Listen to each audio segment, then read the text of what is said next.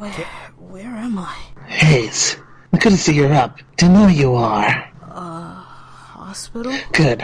Now, do you know what brought you here? No. It seems you did a video and the sheer nonsense of its content put you in the hospital.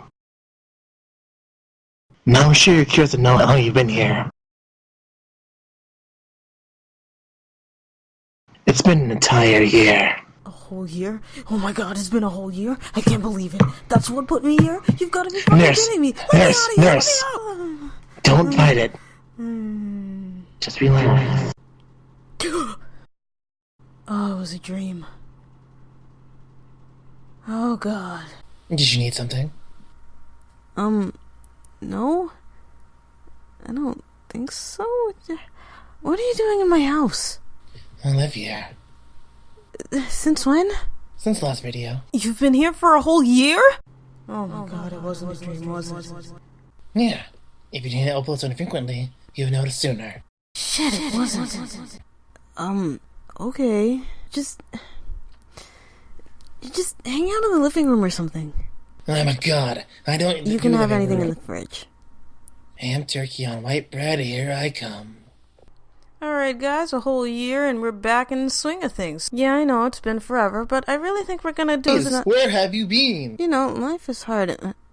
What'd you just say? Where have I been? Haze, whatever you do, don't open that text file.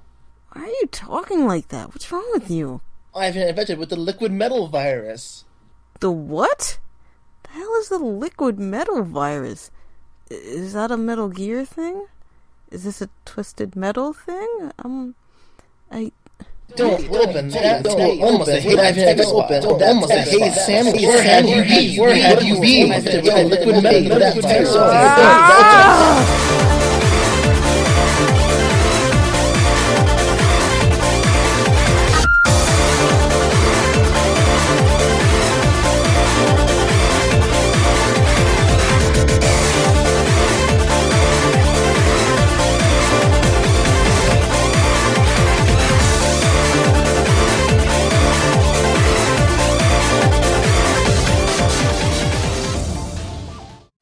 Welcome everyone to the newest episode of our greatest segment ever on the show, Aspiring Authors, where you guys send me creepypastas and I read them, which is a terrible idea. I don't. Our story is called Liquid Metal, and surprisingly enough, it's kind of not a video game creepypasta, which I should have taken note of before I agreed to do it, because it kind of defeats the purpose of what we're doing here, but you know, you gotta switch things up every once in a while. So, in honor of our spooky, scary skeletons day, let's get on with this creepy story. Hello everyone, my name is James. James the Cat. So, this is a fanfiction creepypasta of Sonic SatAM? Oh my god, I can tell this will sound just as bad as the guy who tattooed Charmander on himself.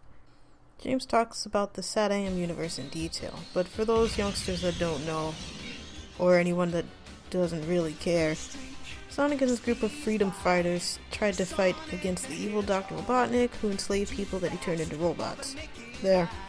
I summed up your stupidly long explanation in like one sentence. Our story is being relayed to us via video recording, so this is, I guess, a flashback story. The story starts with the freedom fighters doing normal things when the orders came in.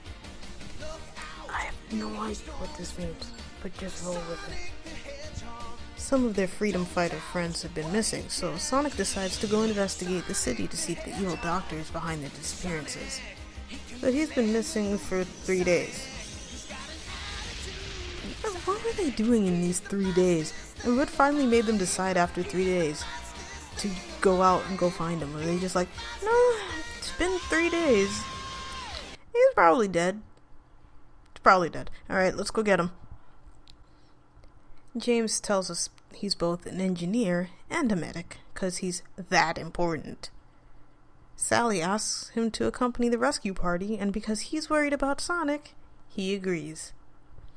Their first challenge was the massive steel wall that separated their hideout in the forest from the massive utopia that Robotnik had built. The wall was over 100 stories high and over 20 yards thick. Hey, you get out of here. I don't need any of that today.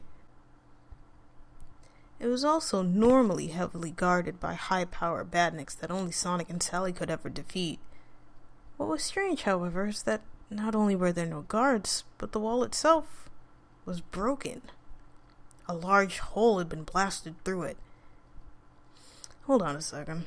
So it's guarded by robots that only Sonic or Sally can kill. So what's the point of bringing a whole bunch of people? Also, there's a huge hole in the wall. Okay. But it doesn't stop there, because then they talk about antimatter particle beam cannons being the reason for the hole. Sally is visibly shaken at this hole in the wall, but they wonder, did the person that blasted this hole in the wall get Sonic too? Then Sally makes them inch into the hole. And by the time they actually find something, maybe I'll find a fuck to give. Going into the city, they find the bodies of their friends strewn about on the lampposts. A few of them gasped, and some broke into tears. Like a normal person. But him and Sally stayed calm. 'Cause they're too cool to care. It takes them an hour to get onto the center. Though, let's be honest, I have no idea why they're going there specifically. Eventually they get there, leave most of their reinforcements outside, while Sally, James, and another guy go in. They find the holding cells where they find the skinned yet somehow still alive bodies of their friends hanging from the walls. So James pulls out his gun. "I'm so sorry. This is all I can do for you." They closed their eyes and hung their head, and he, and I quote, proceeded to shoot each one in the forehead, being certain that he hit the one part of their skulls that would undoubtedly end their suffering. Now, I'm not a doctor or anything, but the head is a large surface area, and I'm pretty sure there's more than one place to shoot someone and kill them instantly. So they decide to go off to the command center, but then James starts hearing voices. "Did you like my collection?" Oh shit, strap in, we're finally going full creepypasta. At this point, there's no going back. They prepare to enter a room, but before they can, they hear a deafening scream followed by a loud cracking noise over the PA system. They run in and find a dead body hanging from some cables and proceed into a lab. There, they find a huge tank filled with a dark liquid. Could it be hyper-realistic blood? Oh, it's not. Oh, my bad. I expected something cheesy. On the tables in the lab were documents about quote-unquote Project Liquid. Yep, there it is.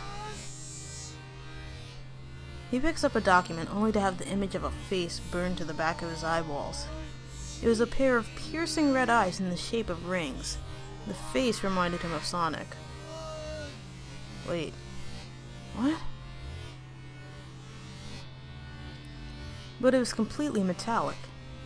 And the most disturbing part of the image was its smile. There were bolts at either end.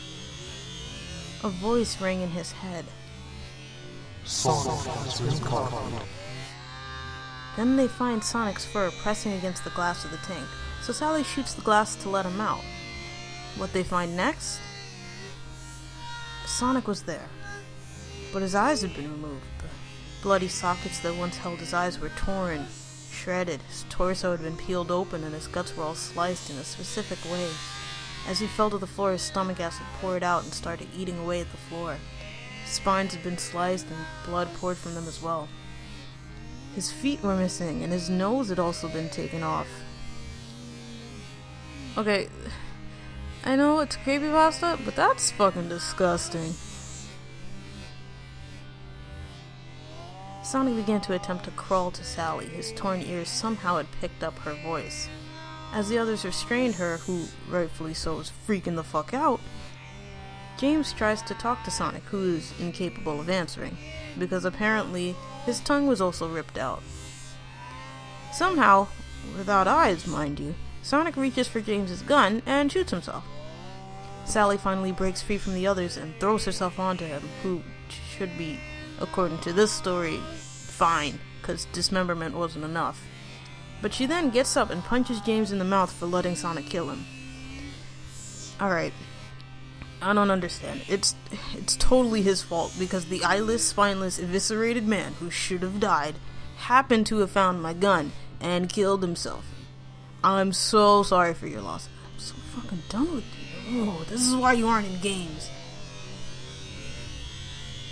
Sally is restrained once again, and James walks over to another huge tank that is also shattered, reading Liquid Metal Sonic. Then, one of the freedom fighters screamed. His body was violently bloating up.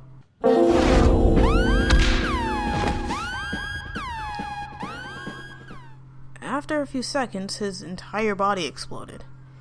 In place of where he once stood, there was something that he'll never forget, because he haunts his nightmares. It looked like Sonic, only metallic and with sharp claws. Blood was dripping from those claws as it slowly hovered there.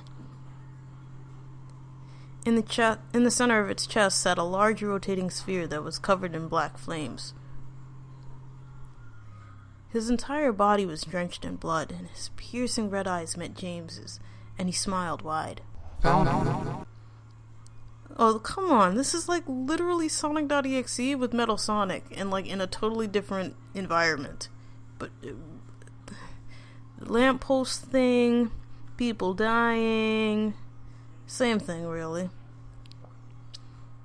So Metal tears through a fighter's face with his hands and pops his head off effortlessly. But, that doesn't kill him, so for good measure, the author makes sure to tell us that Metal eats the rest of the body, and that kills him instantly because the bite crushed his heart. Not the fact that he popped his head off. Scared shitless, the others run back to base. One more day will change his name. It says to them as they flee. James says that a week has gone by since then, and people are being found dead in their beds. He then says the reason he's recording the message is because he's worried they'll be killed. But if that's the case, why are you staying in the same place as people who are being picked off one by one? Wouldn't it make sense to keep running? Like, pack up and get the fuck out of there? Too logical, I know. Perspective change. Last night, it happened. My name is Sally Acorn. I am the last freedom fighter alive. James and the others, Sonic, they're all gone. I found this recording on James's desk, and I've decided to record my final thoughts. Liquid Metal Sonic. That's what James called him. He's coming for me. It will be any day now, I just know it. To anybody who may ever stumble across this recording, you can't stop him. He's indestructible. We've tried everything. He can't be beaten. Every night my nightmares get worse. I can hear him now. He's very close. He's speaking to me constantly. He keeps telling me that he will stop at nothing. And he won't stop until life ends. I don't know how much longer I have. But I will not stop this recording until it ends. It is ended. I think I will complete next. I think I will reenact one of you. Every one of you is safe. No one is safe. All life form data successfully copied. Thank God. Did you need something or not? Yes, actually. Do you think you could find this author and scare him a little bit for putting me through this? I'll see what I can do.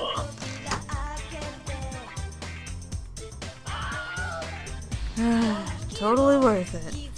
Hey guys, it's Auroric Haze. Thanks for making it to the end slate if you did. I know it's been a long time since the last video, but thanks for hanging in there. I don't think I need to tell you what to do here. So, do whatever makes you happy. I'm Auroric Haze, and I'll see you next time.